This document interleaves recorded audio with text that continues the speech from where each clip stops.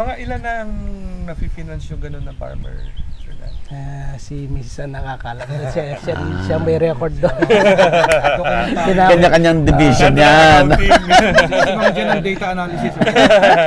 Pagka price ng pataba, hindi ko na alam yan. Saka price ng gawin.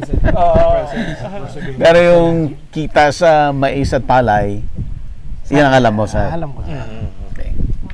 Siya nagdi-deal naman sa anong tawag doon sa mga Sa feed mill. Feed mill. Yung palay, sir, saan ang dala mo niyan? Minsan sa nagdadala ko sa Bukawi. Bukawi. Diretso mo sa Bukawi. Mga warehouse, mga rice mill. Oo, andun sila lahat. Minsan kay May mga suki ka na rin doon. G4. Meron Malalaki, no? kay G4. Nagdadala rin ako. Yaman talaga si sir. Lahat ng sekreto ng pagyaman alam niya. Ganun din sir, pagka mababa ang presyo, bubodega mo na. Ganun din. Ganun din. Parang mais. Yun naman ang maganda, sir, sa kung crop na to, no, mais at saka rice, pwede mo siyang i-stock. Pwede. Hindi siya highly Kahit palay, perishable. pwede. Gusto mo bang matuto ng agribusiness, crops, livestock and poultry, aquaculture, at ma-inspire sa mga success stories? Agribusiness, how it works! As a YouTube channel, Agribusiness features entrepreneurs, farmers, organizations, OFWs, investors. However, beyond our usual content and official endorsements, Agribusiness does not engage in other business dealings with them. While our viewers and featured individuals and entities may choose to pursue business deals with each other on their own, we encourage them to be cautious in doing so. Ganda! Ito yung normal niya o tumataas pa ito? Ganyan na po siya mga normal. Pero pagka sinasaraan.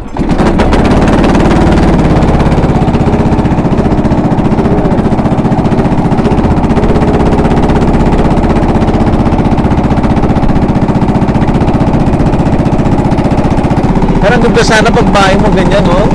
Sa background mo. Sir, nagkakape ka sa umaga, ganyan. Pinakamasarap ko. Fertile siguro ng mga lupa na yan, no? Sir, no? Lahat ng inabono sa Nueva Ecija, dito na.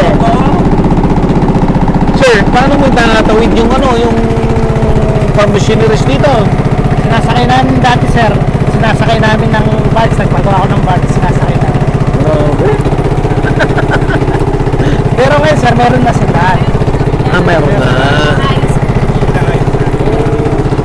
Baka mag-mayor ka dito. Hindi. Binenta yung lupa dyan sir dahil nakapaikot ng nakaisla. Baga, Biyahe, no? naisa ko yan sir, sa akin din yan. Alam ko. Kaisa ko na. Ito. At saka yun.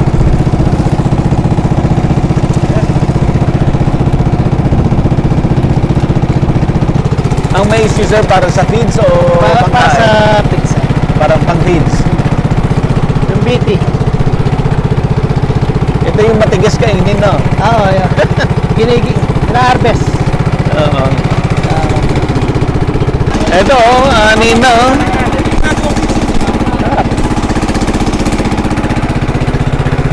Ganun rin po ito. Sa akin din sir. Sa inyo rin, sir, no?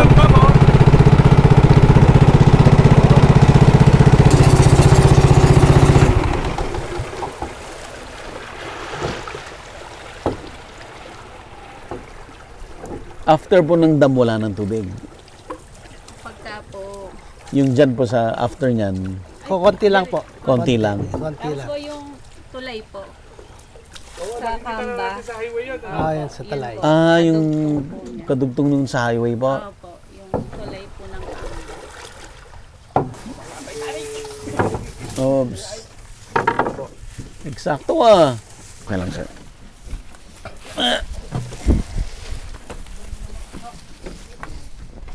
2 weeks na lang sir, pwede nang harvest. Harvest na ito. 2 2 weeks. Sir.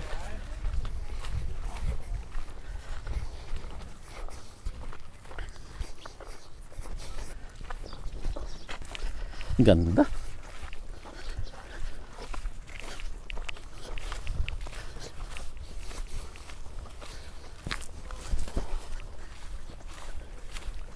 Luwang.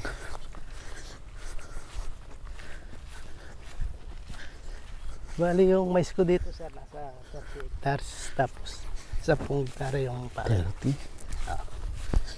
Ang dami mong kahoy, sir. Oh. Oo sir, pang Ano po yan? Saan galing? nagagatong namin sir. Na Galing lang, buwal?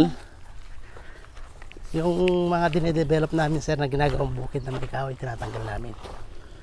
Doon tayo sa taas sir. Huli mo rin yan? O sir, may patanim tayo. Ah, mga patanim din yung gulay. Sir Buddy, May gulay. nasabi mo nagkakape sa likod ng bundok. Oo nga. Ito na. Ang daming kamatis. Nag-overnight ka dito, sir? Hindi sir. Hindi pa. Hindi pa. Sayang. Hindi pa. Ganda. Hindi tayo sa taas sir. Pwede yung magandang experience ng overnight dito. Kuya, tignan mo. Ang daming ani. May patanim din pala si sir eh. May Mga patanim din. pang-intercrops. Oo. Ganda ng okra. Gulay Kamahal ng Ang tomato mahal sa ngayon. Maynila ng kamatis. Oo, mahal. Dali niyo mamaya sir. Nagpapitas Ginto ngayon yan. Ganda, ganda. Ano yan sir, mga pang-intercrop pa lang yan. Oh, O may area ka talaga na. meron ako sa may saginan din sir. Yun, sabi ko na. May gulay yan talaga. Diyan sa taas sir.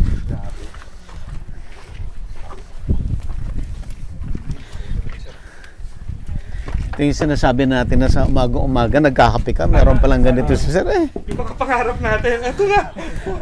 Galing. Ganda. Kaya nang diyan mo interview si Sir Danny. Talaga. Arayat. Oo, Facing sir. Arayat. Facing Arayat. Ito So sir, yung itong area na to. cornfields. Kay sir lahat yan. Bali 30 hectares yung mais natin sir Buddy. And then palay 10 hektarya. So 40 dito pa lang. 40. Itong side na to. 40 na, dito pa lang. 30. Hanggang doon sa may puno na yun. Talaga, Tapos ang kagandahan palatandaan yan- mo na lang sir yung puno sa layo. Kagandahan ng yan Buddy, Yes, sir. sir Buddy. Nakapaikot ng ilog yan. Ah, parang island to. Oh, parang isla to, naka-isla. Naka-isla siya. Dati, nung binuksan ko to, tinatawid lang namin yung traktora, sinasakay namin ng barge. Nagpagawa ko ng barge para Oo. makatawid yung traktora. Ganun ang ginagawa. Kaya, Talagang sacrifice din, di ba? binenta yung lupa nito, walang Walang daan. Access. daanan. Pero ako, gumawa ko ng paraan para mabuksan yung lupa. So, pag may solution talaga, nandun ang pera. Pagawa ko ng barge, doon ko sinakay yung traktora, tsaka harvester. Dahil may ilog doon eh, nakapaikot eh. Ngayon, bumili ako ng mga Colbert. yung tawag dito, yung bornal, yung Oo. bornal. Ano na namin, pinatapon. Unti-unti na hindi namin binigla kasi malaki yung tatabunan namin doon eh. Ayun, hanggang ngayon. Ngayon, nakakapasok na yung mga traktora. Naging kalsada. Naging kalsada. At the same time, yung mga katabi ko doon, ako yung gumagawa sa daan, dinidevelop ko yung daan. Okay sa akin. Tuwa sa akin. Pabor sa kanila din. Pabor sa kanila. So, panalo lahat. No? Panalo. So, kung hindi mo inayos yun, talagang isla siya. Isla talaga. Sarado talaga. Talaga sarado.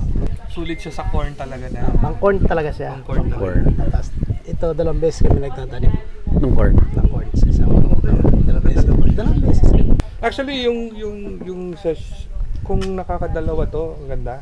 2 beses kami. Pagkatapos niyan, papatubigan namin. Tapos, lamprep ulit, stable. Wala kang problema sa tubig. Walang problema sa tubig. Lang. May source na kung tubig yan sa gilid. Ilog kasi yan. Sa gilid. Kaya lang, papump mo siya. Papump. Papump mo siya. Okay. Kaya kapag dating ng panahon, makakatulong din kung meron kang solar, para sa pump, tipid sa crudo. Titipid Titipid pagka sa crudo. solar. Dito, isang beses pa lang kami nagpatubig dito. Harvestin na. Isang beses. Wow. Kasi maaga namin So hindi pa, hindi talaga October- kailangan. October 10, nagtanim na kami dito eh. Yeah. Ganda. Mga 2 weeks, pwede nang i-harvest. Harvest na yan. Yung dinaanan natin kanina na maisan mo, sir, ilang hektarya rin yan? Nasa 5 hektare. 5 yan. Yan Yung kabilang Kabilang- yan, ano? kabilang Yung ilog Kabila lang, no? kabila yan. Yeah. Yan. Dating ilog kasi yan. Nung ginawa yung dam, diniretso na yung... Diniretso na. Diniretso na rito. Kaya napalibutan ka dyan. binenta yung lupa rito, mura lang sir. Kasi hindi napapakinabangan no. Kaya, Noon. Ikaw lang pala hinihintay. Sir. Tapos konti-konti dinidevelop namin sir. Sinusuro namin yung mga hindi patag. Kasi yung ibang lupa na yan galing mismo diyan sa dam. Kaya tumaas tong part na to. Excavation Kaya na. tumas dito. Masustansya yung lupa na yan. Galing sa ilog yan eh. Actually sir, yung sa norte, hindi ba yung Cagayan River? Parang ganyan din yung style niya. So yun naman, every year, nag-overflow yung ilog. Yung mga farmer doon, after the overflow, tanim. Libre fertilizer na siya. Mataba yung lupa dahil galing may banlik. Tinatawag na Banlik. banlik. Tama, banlik. Ganyan din sa dani yung yung pinipenta ng mga naglalako, yung nilagang mais. Ay, hindi ba? Iba sir. Hindi mo makakain yan sir, matigas. Tinawanan. Lasong tao nila. Pinapatawa ko lang. Tapos, ang lungkot niya kasi. Itong palay mo na to, ano yan, sabog or... Sabog tanim. Sabog. Yan yung nakakadalawa. Oh, dalawang beses. Dalawang beses din Dalawang yan. beses. Basta dito, dalawang beses. Palay at saka mais. Ito palang mais na to, all the while, nakakain ng tao, iba pala. Iba sa sweet corn, yung isa dun sa white. Ito Yun lang. talagang specific. Ang Kasi- kakainin mo, yung ito- kakain yan. Oo, yun na sir. Ito sir ba, Cattle ang kakainin mo sir. Beef ang kakainin mo. Pero ang makatigas mo. Saan ang bagsak mo ng mais, sir? sa New Hope ako nagdadala sir. New Hope. Dito sa mais San Simon. San Bay Simon. ma'am, minsan sa Tarlac. Yung sa... Maganda sa mais sir. Sa bukid pa lang pinagagawa na ng bayar yan. Yun, ano? May value talaga siya, no? Bayar. Pinagagawa. Ah. May demand kasi, sir, eh. Binibinit Ano yung season na bumabagsak ang presyo niya sir? March, April, bumababa. Bumababa. Pero Kasi ngayon, maraming ani. Oo. ngayon buddies, yan mga singit na yan sa presyo. Singit na to. Mataas. Ito yung mga pampayaman harvest. Ito yung 100% kita sir. Sa ano naman, sir, pagka yung sinasabi mo April, volume naman. Volume. Maganda ang ani mo. Mahani ng Isabela. Isabela. Maani sa Bella. Yung Isabela din, yung dinadala eh. Sa New, sa Bulacan. Rolling Hills ang corn doon eh, sa Isabela. Maraming mais niya sa Isabela. Pagka yung, ako naman ginagawa ko sir, pagka ganun, ni-stock ko yung mais ko. Tama. Bibilad ko tapos kakamada ko sa bodega. Hintay ka ng magandang presyo. Merong maganda-gandang presyo, may nagalok na feed mill sa akin na ganyan ang presyo. Lalabas ko. Saka lang. Lalabas. Yun ang kagandahan ng ano, sir, ng may Pero- puhunan. May puhunan. Kasi kung wala kang puhunan, Hindi mo may magagawa. bayarin ka pang utang. Kahit mura, bebenta mo. Ayun, Benta mo. mapipilitan ka. Pero pagka medyo mahaba pise, may financing ka. Tama, sa gabi, maliwanag dito. Sarap mag-overnight dito sir. Camping. Huwag lang nang baba. Hindi naman sir. Pagka may ulan sir, binababa yung dam sir. Bababa yun. Bababa. May operator sila doon. Bababa. Kahit may bagyo, makikita mo yung walang tubig. Ah, Kaya hindi kami agad binabaha rito. oh, I see. Yun ang ginagawa. Nakokontrol nila. Nakokontrol nila yung tubig. Kasi dyan lang ang bagsakan ng tubig eh. Isang success factor, sir, ng area nyo eh, well irrigated kayo dito sa area. Maganda ang ani kasi maganda ang tubig. Tsaka pagkatabing ilog sir, maganda sa mais. Pagkatabing ilog. Hindi katulad sa baryo. Yeah. Mahirap na yung tubig. Tapos yung lupa, hindi ganun kataba ang lupa. Malaki ng kita dyan sir. Nasa ba? Ano sir ngayon? Hindi, hinahayaan mo na lang. Dahil pagka may bisita, hindi ka Yan ang pang ano. Pang pauwi. pang Sir, may saging tayo. Alam mo, ako naisip ko, kasi yung sa mother side ko, ano din eh, pag tinitingnan ko yung saging, Mm. dahon pa lang, ano na pambaon na ng estudyante. Kasi yung Dahon, tama. yung dahon na yan. May mga umaangkat kasi na, tinitingnan ko yung sagingan ni Sir dito, hanggang doon. Aba, sa saging pwede ka na mag-scholar eh. Oo. Wala pang bunga yun ha, wala pang bunga. Dahon pa lang. Ang pagyayamanin mo, siyempre may puhunan, tsaka yung tiyaga. Diba? I mean, makita mo, Alam, aani ka ng mais, bibilad mo pa, tatanggalin mo pa isa-isa dito. I mean, malaki kita sir, pero talagang kailangan din ng puso at saka dedication. Sir, ang itatanong ko kasi sasabihin ng audience natin, sasabihin nila, kasi may pera siya kaya nagagawa niya yan ikaw sir, nag-umpisa ka rin sa wala, tama ba? Ano ang sekreto mo? Paano mo nagawa lahat to?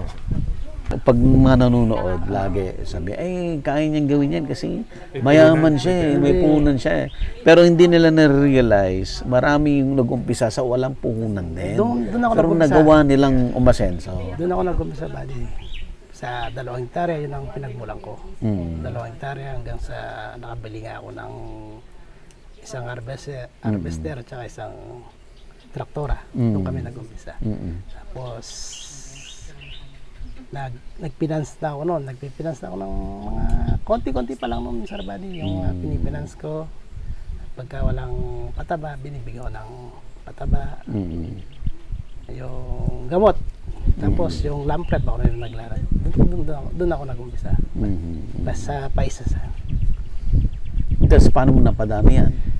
Every pagka kumikita kami, Sir Buddy, kino-convert namin traktor yan o kaya lupa. Pero sa totoo, dito ako nag-umpisa, Buddy. Dito, itong lugar na to. Kasi wag mo na lang napakamurang binenta sa akin yung lupa. Dito ako nag-umpisa. Dito sa lugar. Pero sir, nung kinuha mo itong lupa na to, hindi kasi productive pa sa kanila masyado. Hindi. Kaya parang ang baba ng Mababa. ng kwenta nila, no? So ang susi, pinagyaman. Pinagyaman. Opportunities, hindi sisabdali Makababa yung benta nila sa akin. Pero paano, before mo siya nagawang productive itong lugar na to, gaano kalaki ang ginastos mo? Actually, sir, hindi ako gumastos dyan. Malaki. Ano lang, yung tinanggal namin lang yung puno, yung tinanggal namin. Mga wild? Yung mga ipil, konti-konti lang, hindi naman gano'ng karami yan. Tapos, kahit hindi siya naka-level, tinatamnan namin. Yan ano mo talaga? Tinatamnan namin. Tapos wala pang ito. Nung una, umarbes ako rito, itong 10 hektarya lang ito, Sir Buddy. Umarbes ako ng 1,400 na bags. Kaban? Na palay? Mais. Mais. Ito, 10 hektarya. Nakapaikot na yan, tsaka yung verde na to. Madami po yun, sir. Bali, 10 hektarya. So, Ibig sabihin yung harvest na yon sobrang productive yon. Sobra yun. Tsaka nag-average ako ng Sir Buddy, 1 hektarya, 130. Wow. 1 hektarya sa mais. Bukod pa yung palay. Bali, nakarang season, sir, umarbest ako ng 8,000. 8,000 Wow. Times magkano mo nabenta yun, sir? times. Malalaman mo na. Kumigit ka mo lang. Hindi, ibibili mo. Gaganon ka. Bahala sila mag-isip kung magkano. Magko-comment yung mga... Ano ba yung per sako pa pag ang palay? Ang Per sako. per Per sako. sako. Mga 1.5 per sako ngayon. Wala naman. Wala naman. Mga 1,2. 1.2. Oo. 1,3. Alam na. Kasi ako yung nagbibilad. Oo. Saka yung dahil matas. Tapos pagka bababa ang presyo, Hold mo na. I-hold mo muna. lalagay ko muna sa bodega. Storage. Bodega ko. Pagka may tumawag sa akin yung job na ganito yung price ko, pagka nagustuhan ko, lalabas ko. Ganun. Gaano mo katagal pwedeng i-store yan? Sa Kasi taon- darating yung time na wala kang choice, ilalabas mo eh. kahit isang taon, Isang taon? Isang taon pwede mong... Ihahabol mo talaga. Kung isang taon, siguradong may tataas Oo, ang presyo. tataas ang presyo. Meron kang gamot nun sa Yeah, body. may Yung gamot ka. gamot sa yung kuto. Opo, Kailangan meron kang para hindi bukbukin. hindi bukbukin. So, ang isang susi, Sir Danny, pag kumikita ka, hindi mo naiisip gumastos. Ang naiisip mo, bumili pa ng lupa o kaya ng makina. Ganun. Yung kinita, hindi gagastusin, ibibili sa magbibigay ng bagong kita ulit. Ayun, yun. More kita. Ako, yun ang nakikita ko din susi. Yes, I mean, kasi kay Sir Danny, ang pagkakaiba siguro sa ibang farmer is yung isip niya, isip negosyante na. Yes. Hindi yung pagka umani, kailangan ma-dispose ko kaagad. No? Yung tayo one day, nagkakaroon ng, parang one day millionaire. Yes. At saka, isang factor din, sir, yung dahil gusto na niyang mabenta kaagad, kahit mura, napipilitan siya ibenta. Isusubo na niya yan. So, ang end nun, hindi siya kumita ng maganda. Correct, Or opo. mas maliit ang kinita niya. Samantalang kung, teka lang, mura patutuyuin ko na lang. Tsaka, Stock ko muna. Pag-stock ako ng 2-3 buwan, mas mahal ko mabibenta. Oo. Sir Darrell, ang tanong ko sa'yo, paano natin i-educate ang mga ordinaryong farmer para ang thinking kagaya kay Sir Danny? Well, actually, isa itong programa mo, sir, na kumbaga mabuksan ang isip ng mga farmers natin. Ako hindi lang basta ma-educate kailangan ma-practice sila. Okay. Katulad doon, ayan siguro si Sir Danny makakapagpatotoo na meron temptation diba? Halimbawa, Ikaw sino naman? may 1 milyon ako, jumakpat ako sa mais. Oo. Ang sarap kayang mag-abroad. Ang sarap kayang bumili ng bagong kotse. Di ba? Pero, yun yung practice. Okay. No? Paano mo paglalabanan yung tukso na yon? Oo. Pag inubos ko itong 1 milyon, katakot-takot na pawis na naman bago ako ulit kumita ng 1 milyon. Kung bumili ako ng harvester, dinown payment ko kay Bank of Makati, meron pa rin natirang kaunti, may pang-abroad pa rin ako. Purot lang. Tapos, after mabili ko yung unit, kikita na uli ng mga 300,000, 400,000, sir, di ba? Ang isang unit. Diba? Kung nakadalawa sa isang taon yun, di may itan. Bumalik na ulit yung 1 million mo, meron ka ng harvest na. Sir, Yun po yung gusto namin ipaalam sa mga tao na mag-i-invest ka ng konti, ito yung babalik kung seryoso tayo sa pagnenegosyo. Sir, kung may data ka na sa buong Pilipinas, ilan na yung mechanized? Ilan pa yung hindi pa alam na... Ay, napakalaki pa. No? Actually, Napakalaki tinitingnan pa. ko yung data ng agriculture natin. Kung updated yun, ha? Yes, kung updated yun. Kung hindi ako nagkakamali, mga Hindi naman sa pasensya na po. late ng ilang taon Late ng ilang taon Parang wala pa tayo sa 50%. Wala pa. Wala pa tayo sa 50%. So, Wow. napakalaki pa po ng puwang para ma-mechanize natin yung agriculture natin. So, ako, tinitingnan ko kasi doon, halimbawa, yung 50% na yun, kung ma-mechanize natin, masusuportahan ng gobyerno at saka ng private sector, kung tumaas ng 10% to 15% yung efficiency, ganun din ang tataas ng volume natin. No, ganun din ang tataas ng kita. So, mas marami tayong matuturuan. No? Hindi natin napapansin, gumaganda yung kita ng farmer, nagiging competitive yung pricing natin. No? Kasi ang problema natin ngayon, katulad niyan, halimbawa yung mga other agricultural country like Vietnam, Thailand, mura yung production cost nila. Yung production cost. Kaya mura yung bigas nila. No? Maraming subsidies. Maraming subsidies katulad ng patubig, Yeah. diba? ng pesticides. Yun yung mga advantage nila. So sa atin, yan katulad nila Sir Danny, kung may ang tawag ko doon, sir, is kung mai-empower natin yung mga agri-entrepreneurs na katulad nila Sir Danny, yun yung makakatulong. Madami na ba ang agri-entrepreneurs? Marami na. Marami na. Marami na. Okay. Marami na. Kumusta sila? Actually, ako ang nakikita ko, sir, sa negosyo ng farming, volume pa rin, no? Yung economies of scale pa rin ang mahalaga. No? Tulad nun, kung may 40 hectares ka dito, mas makakamura ka kung meron ka isang traktora, isang harvester. Yeah. No? Kasi kung 2 hektarya lang yan, uupa ka. Tsaka Yes. di ka Mahal ang bayad. madidelay. Yan, hindi ka Oo, walang madidelay. delay. Kontrolado mo oras mo. Lahat. Hindi yung, ay pare, nakasagot ako doon. Oo.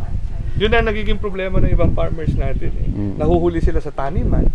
Nahuhuli sila, minsan habol sa tag-ulan, di ba? Ay kung tinabla ka nung kausap mo, wala na. Kakaproblema ka na. So yun din yung isang epekto. So mas marami tayong matutulungan na agri-enterprises para mag-mechanize. Mas marami tayong matutulungan. May agricultural drone ka na, sir? Wala pa. For spray and wala pa. seeding? Merong nagde-demo sa akin, sir. Ay, kay Agridome ka na lang. Nag-endorse. Mga kaibigan natin, mga taga-Agridome. Yan. Pakilala natin kay Sir Danny. Oo, kilala mo naman sila, sir, di ba? Pinastar na. Pwede rin nalang i-finance yun, Pwede sir. rin. O, Pwede yun pala rin. eh. Actually, yung mga may mga nakausap kami regarding sa agri-drone natin. Ang nagiging limitation lang kasi parang yan, mga katulad ni Sir Danny ang kailangan nila. Oo. Kasi kung maliliit na hectarage lang yung gagamitan niya, lugi. Lugi rin. Diba? Pero kung ganito, mga 100, kaya na siya. 1,000. Yeah. 1,000 pala. Oo, tama. 1,000 hektarya. Yes. Yun ang iba, sir, pinifinance namin talaga.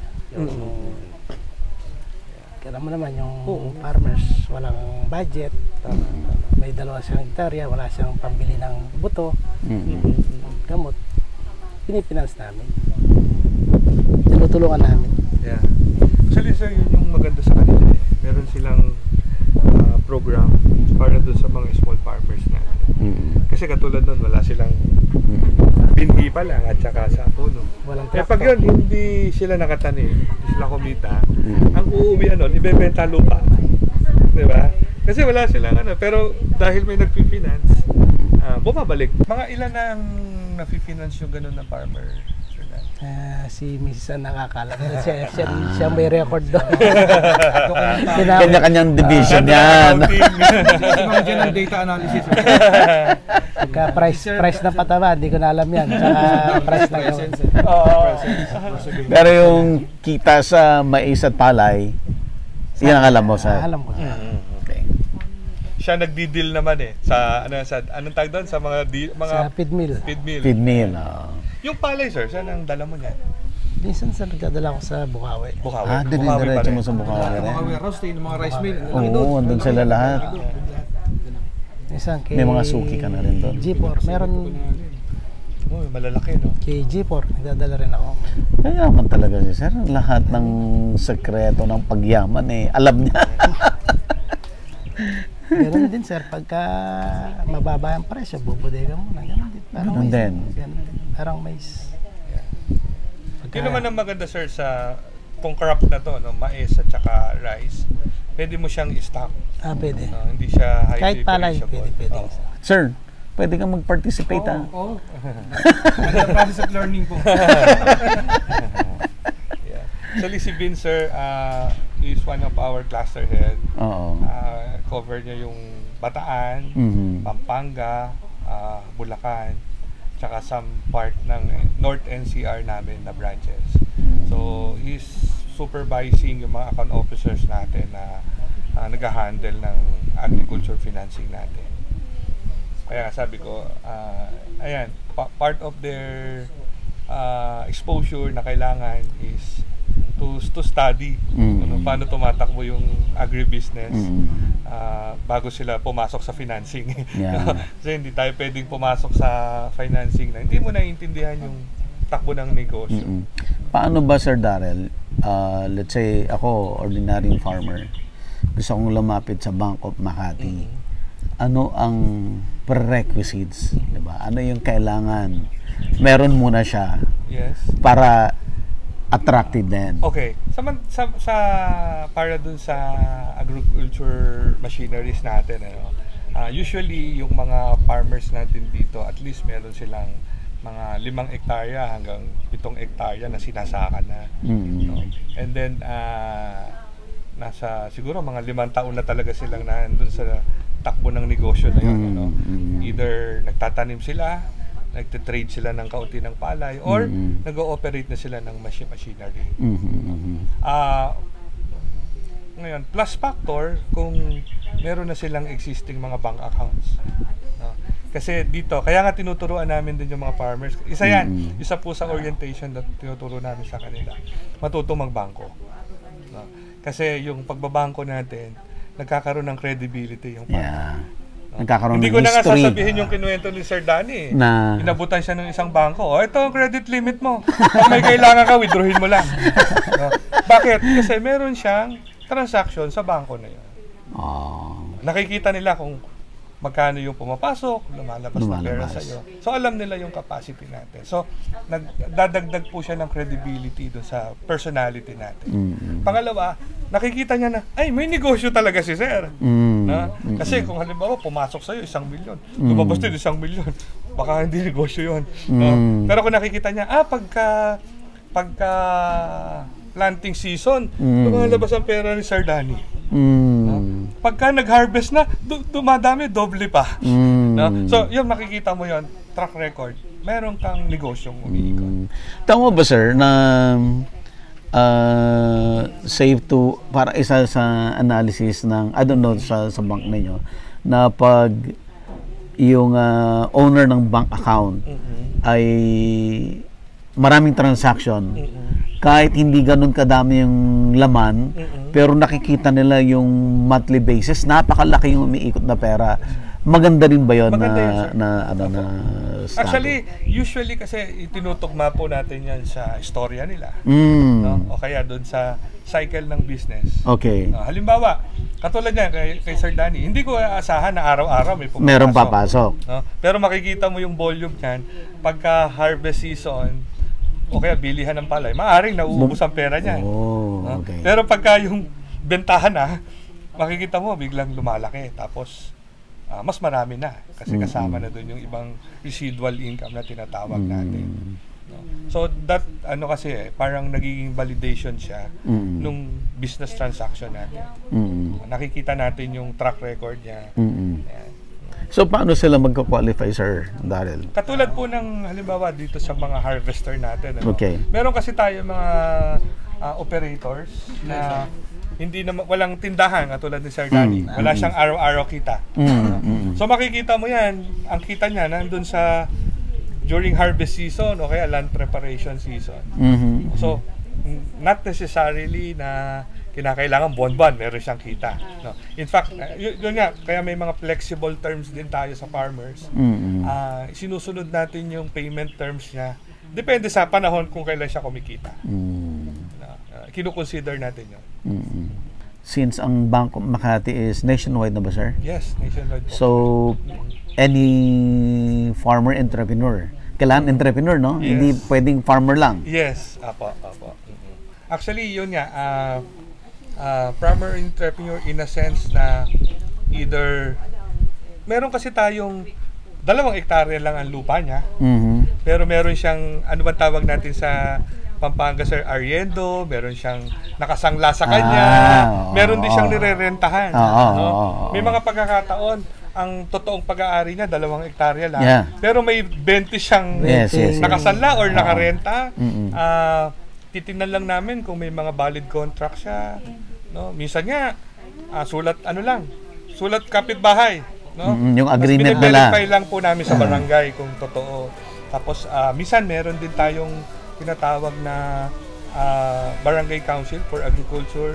So may record sila doon RSBSA. Yan. Ganun pala, sir. Alam nila kung kaninong lupa yung sinasaka mo. So nababalidate namin. Kung kompleto yon, Sir Buddy, we are more than willing to help them. Yeah, ang reasoning ng ibang farmer entrepreneur, rather than buy the land, which is very expensive, i-ariendo na lang. Kasi at least yung pera niya hindi andyan lang. Kumikita siya dun sa pag-cultivate ng land, tapos kung gusto nang kunin ng owner, public yung pera niya. Kumita siya Tama, doon sa tama. pagko-cultivate ng lupa. Pero sa maraming pagkakataon din, nagsisimula sa renta, no? Unti-unti, nabibili din nabibili yung iba. niya. Hindi lahat, pero meron din. Meron. Sir, din yung 1,000 nagsisimula. mukhang mapupunta sa 1,000 hectares. Yung ginigi ko, sir, mga pinitenants. Oo. Abot ng 1,000. Mga pinitenants na. Sir, hindi ba mahirap yun? Kasi you're dealing with, di ba, iba-ibang personality yan eh. Iba-ibang tao, iba-iba yung paniniwala, di ba? May magaling talaga magbayad. Meron naman yung Meron. medyo Hindi mo pagka-pilosopo. Oh. Hindi maiwasan yun, sir, Bag. Sa negosyo, di nawawala talaga yung Mhm. Paano mo hinahandle yun, sir? Mahaba yung pasensya mo magagana. Mag-aabay yung pasensya. Tsaka may lupa naman yun, sir. Yeah. In fact, sabi nga nila, ang farmers, Mayaman yan. pag may pangbayad, magbabayad naman talaga. Agribusiness merch is now available on Shopee and Lazada. Agribusiness, how it works. Instruct, inspire, succeed.